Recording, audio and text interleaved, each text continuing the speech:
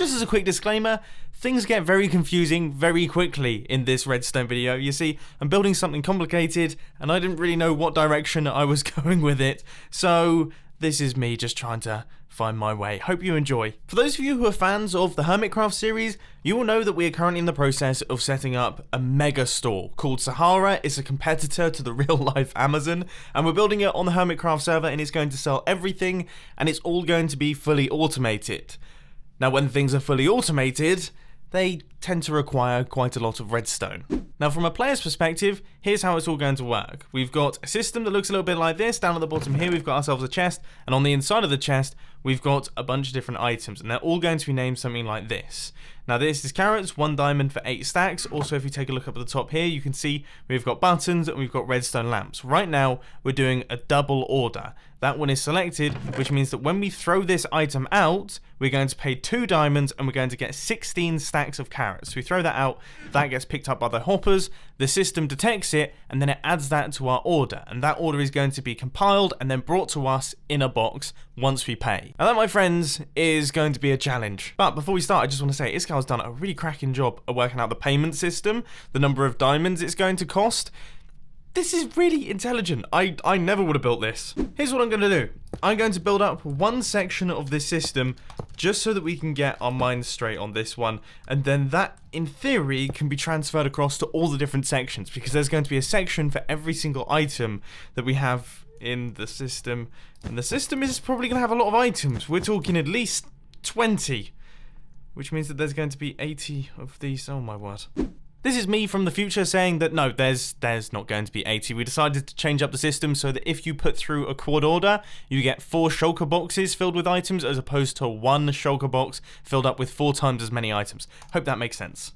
I've managed to make some pretty serious progress here, and I've gotten over one of the first hurdles, and I'm quite proud of it. So here we have a shulker box that is filled in with yellow wool. You can see that all of these shulker boxes have 4 stacks of yellow wool in them, so if you were to put in a diamond, you would get 1 shulker box with 4 stacks of yellow wool on the inside. And we need to make sure that the system can keep this supply inside that dropper. So when we hit this button right here, you can see that shulker box has just been shot into the system. It would go into a water stream and make its way into a minecart chest, which would then go to the player. But then the system is now replenishing its supply of yellow wool shulker boxes. So here we have our yellow wool storage. You can see the shulker box has just been dispensed out right there, and it is gradually filling up.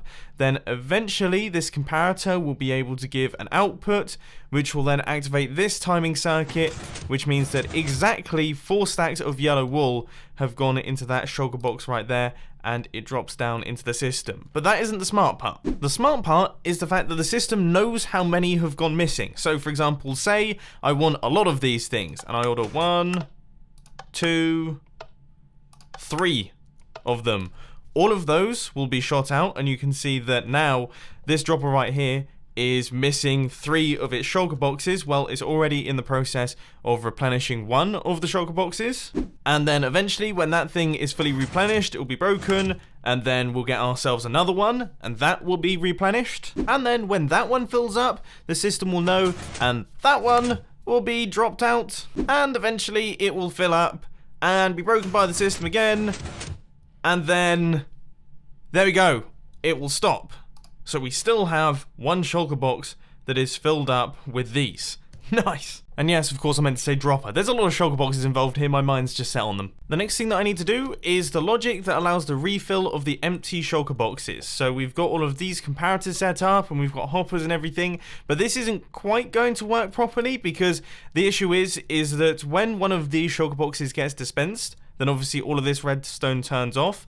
But if the hopper minecart stops overhead, a bunch of them can drop in before the comparators actually switch on, which means that we end up with an overflow. So I've actually thought of a simpler way to do this that doesn't involve any redstone, which is just to fill up all of the hoppers right the way to the brim with empty shulker boxes.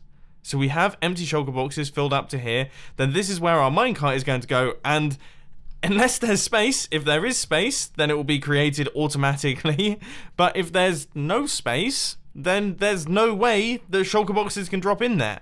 So we just use the fullness to automatically refill it. This all sounds very, very confusing. I do apologize for that. I'm trying my best to explain everything in the simplest terms possible, but it's a little bit of a challenge. Anyway, what I'm doing now is, first off, I've built a bunch more modules, so we now have all of those in place.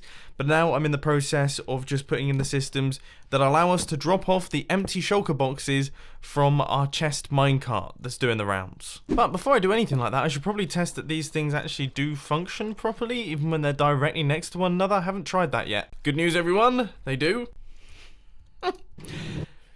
Yeah, that's something that I'd forgotten about.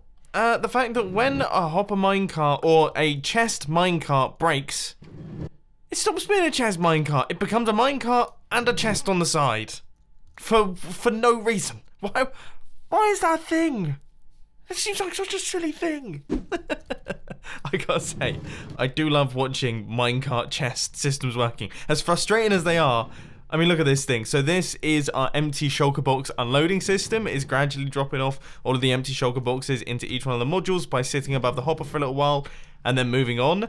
And the thing that I like is that at the end right here, we've got this little circuit that just checks to see if there's any empty shulker boxes left in that chest. If there are, then it will trigger that comparator and it will send the little minecart chest back around to the beginning so it can do another loop, so it can fully clear itself out before it leaves the system, because otherwise these are gradually going to run out of shulker boxes, and also people are going to end up with empty shulker boxes in their orders, which nobody wants. Except that was super unreliable, so we've had to go back to the drawing board. That's not good. I'm assuming if I start putting items in... Yeah. Minecart chests just need to be on fire at all times. Or not, as the case may be, because I think I've just come up with a pretty smart system. So, the player has just gone through, they've ordered in all of their items, and they are sat in this hopper right here, and then they say, you know what, I want the order delivered now. I'm done with the ordering, get these items over to me. So they hit this button or hit a button, it then runs into those pistons, those items, and then loaded into the minecart chest, and then it travels off and meets up with the player. Then when the player is done with the minecart chest, it will then be sent back to the top right here. All of the empty shulker boxes will be dumped into these hoppers, which will cycle the empty shulker boxes around, gradually dropping them into the correct locations, and then the minecart chest will be reloaded back into that tube. I think this might be it. And by it, I just meant the minecart return. There's still so much left to do, it's unreal. So let's move on to what happens when the minecart actually reaches the player. Now, this all has to be automated too, and what I was thinking is that the chest minecart lands on this hopper right here, and then we have a system that dispenses out all of the shulker boxes. So it dispenses out a shulker box, you pick up all the items, and then that shulker box gets broken, then the next shulker box arrived, you pick up all your items, and so on and so forth. That way, lazy people like me don't have to do lots of walking around the store. And if I just fake a delivery, so we just place these into here, and then push the minecart along, you can see that that drops down into the system. You watch as the shulker boxes are unloaded by the minecart chest. It then travels off down to the bottom here, ready to be filled up with all of the empty shulker boxes, and then we can grab the items from the shulker boxes. So you see, we grab these, and then the shulker box is removed, we get the next one,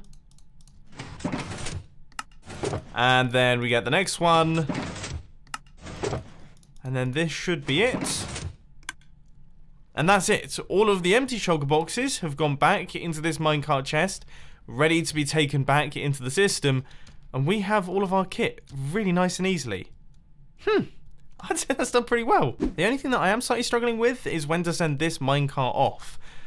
But I think I have just thought of something, which is to combine the outputs from the dispenser. So when the dispenser is empty, obviously there's no more shulker boxes.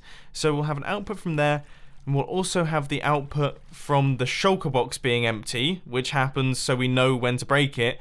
So we'll take that output, combine it with the output from the dispenser, and then we'll know that the dispenser is empty, the last shulker box is empty, and thus we can send off the minecarts. Yeah, that's a good move.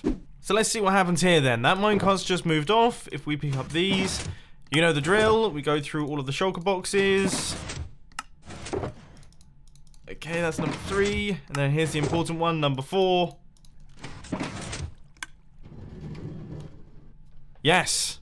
Might have been a bit too early, but it wasn't. So that has picked up all of the empty shulker boxes and then has traveled off. Yes! So now that we've worked that one out, I've connected up the minecart rails, so now this is a completed loop. And in theory, this all by itself is kind of like a small prototype system. So I'm going to get it set up with a bunch of different items. This one's already done, so we have carrots in here. So you'll be buying 4 stacks of carrots, I do believe.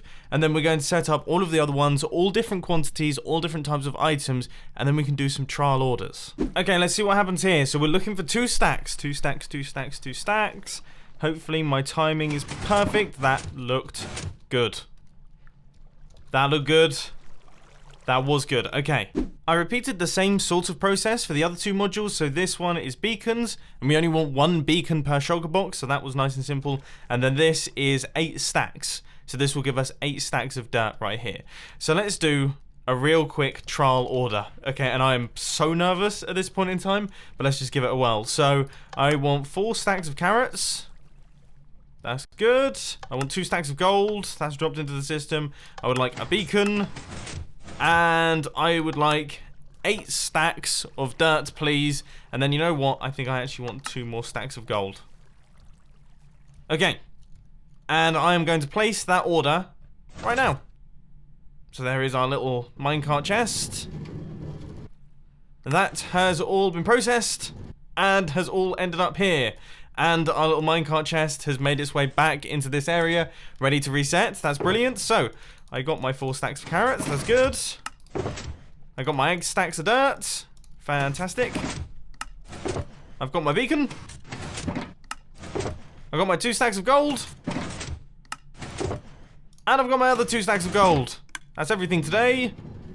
And off my empty shulker boxes go up to the top here to be loaded back into all of the circuits and things.